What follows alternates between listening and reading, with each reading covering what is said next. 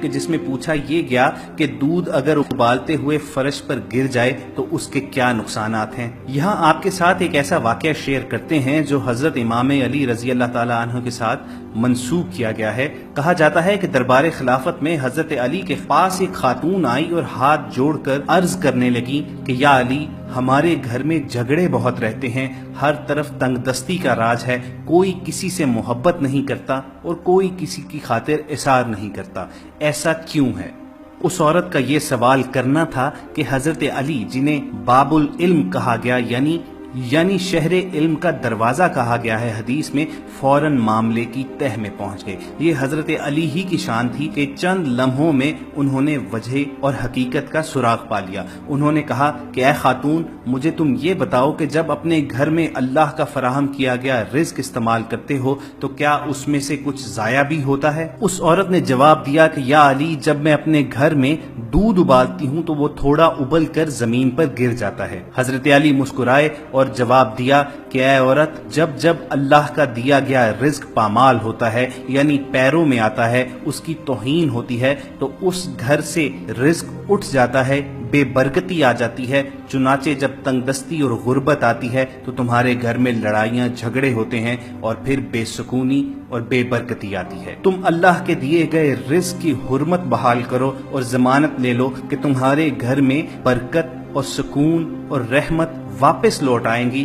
اور سب کے دلوں میں اللہ تعالیٰ محبت ڈال دے گا اور اللہ تعالیٰ تمہارے گھر میں رزق کی فراوانی عطا کرے گا۔ خواتین و حضرات، بظاہر یہ بڑی معمول کی بات لگتی ہے۔ ہم اکثر اپنے گھروں میں دیکھتے ہیں کہ مائیں بہنیں چولہے پر دودھ ابالنے کے لیے رکھ دیتی ہیں اور پھر وہ دودھ چولہے کی تیز آگ پر ابلتا رہتا ہے اور وہ اپنی بے خیالی بے دھیانی میں اس کو بھول جاتی ہیں اور اللہ کا نور، اللہ کا دیا گیا یہ رزق ضائع ہوتا رہتا ہے۔ یہاں اگر چند ذہنوں میں کچھ تشکیک، کچھ سوالات ابھرتے ہیں تو ان کے لیے ہم ابن ماجہ کی ایک حدیث شیئر کر دیتے ہیں کہ حضرت عائشہ صدیقہ رضی اللہ تعالی عنہا فرماتی ہیں کہ تاجدار عرب و عجم حضرت محمد مصطفیٰ صلی اللہ علیہ وآلہ وسلم گھر میں تشریف لائے اور روٹی کا ایک ٹکڑا زمین پر پڑا ہوا دیکھا۔ آپ نے اس کو اٹھایا، صاف کیا اور کھا لیا۔ حضور مکرم صلی اللہ علیہ وسلم نے حضرت عائشہ صدیقہ کو فرمایا کہ اچھی چیز کا احترام کیا کرو، رزق جب کسی سے بھاگتا ہے تو لوٹ کر نہیں آتا۔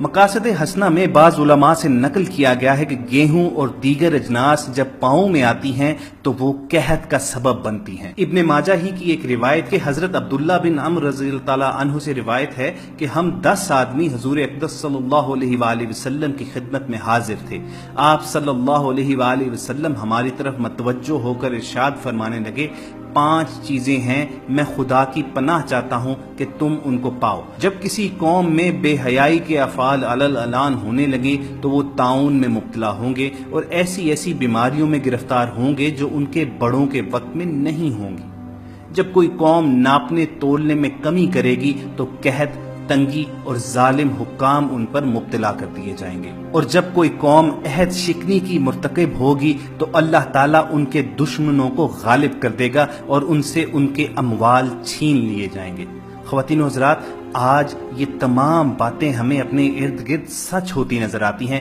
بحیثیت قوم بدقسمتی سے ہمارے اندر یہ تمام چیزیں سرایت کر چکی ہیں۔ ہم اللہ تعالیٰ کے رزق کو پامال کرتے ہیں، ہم کم تولتے ہیں، ہم جھوٹ بولتے ہیں، ہم عہد شکنی کرتے ہیں۔ چنانچہ ہم دیکھتے ہیں کہ ہمارے اوپر اللہ تعالیٰ کے عذاب مختلف صورتوں میں نازل ہوتے ہیں، طرح طرح کی بیماریاں، نت نئے علام اور غم ہم پر نازل ہوتے ہیں، اور ایسی بیماریاں جن کے ہم نے کبھی نام بھی نہیں سنے ہوتے۔ چنانچہ ہم دیکھتے ہیں کہ رسول اللہ صلی اللہ علیہ وآلہ وسلم کے فرمان کے مطابق ہمارے اوپر بدعنوان اور ظالم حکمران مسلط کر دیے گئے ہیں، اور چونکہ یہ امت عہد شکنی بھی کرتی ہے تو رسول اللہ کا فرمان یوں سچ ہوتا نظر آتا ہے کہ آج 1.5 ارب ہوتے ہوئے بھی تمام مسلمان دنیا میں رسوا ہیں، تمام مسلمان دنیا میں مغلوب ہیں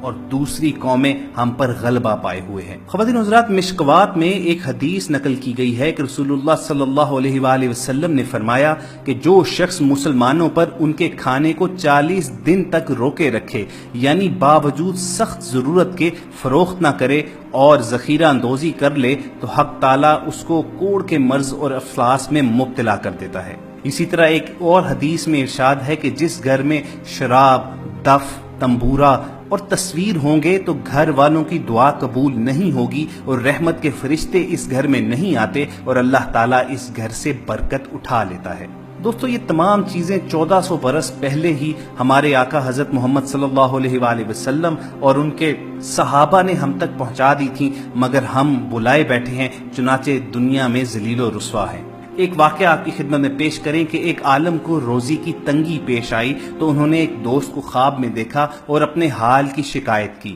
دوست نے کہا کہ ایسا معلوم ہوتا ہے کہ تم نے قرآن مجید کی کوئی سورت یا کوئی آیت یاد کی تھی اور پھر اسے بھلا دیا۔ عالم نے کہا کہ سچ ہے، میں واقعی قرآن کریم کی ایک سورت یاد کر کے بھلا چکا ہوں۔ دوست اس پر غصہ ہوا اور کہا پھر اسے یاد کرو۔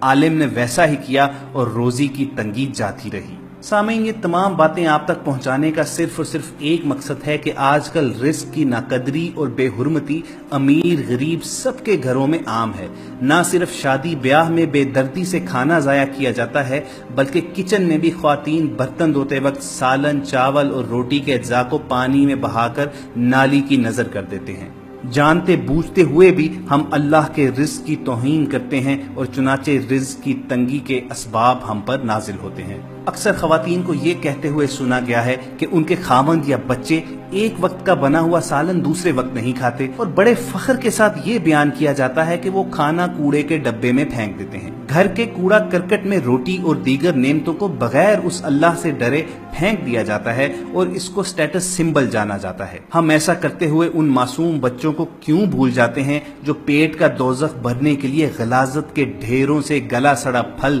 اور سبزیاں اکٹھی کرتے ہیں؟ ان سفید پوش لوگوں کو کیوں بھول جاتے ہیں جو ایک وقت کا کھانا اپنے معصوم بچوں کو دے پاتے ہیں اور دوسرے وقت محتاج اور لاچار ہوتے ہیں؟ اکثر بیبیاں بڑے شوق سے بڑے فخر کے ساتھ یہ بیان کرتی ہیں کہ اگلے دن کا بچا ہوا کھانا اگر رکھوں تو میرے میاں ٹرے اٹھا کر دور پھینک دیتے ہیں۔